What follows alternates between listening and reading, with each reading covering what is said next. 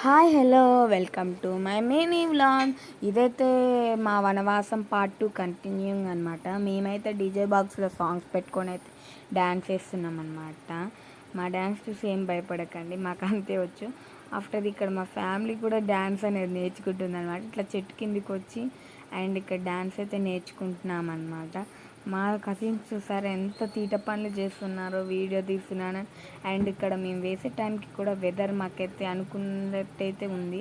After ఇక lunch కూడా అయిపోయింది. ఇంకా మేమైతే థమ్స్అప్ అయితే తాగుతున్నాం అనమాట. మా మమ్మీ అందరికి పోతుంటే మేమైతే తాగుతున్నాం అనమాట.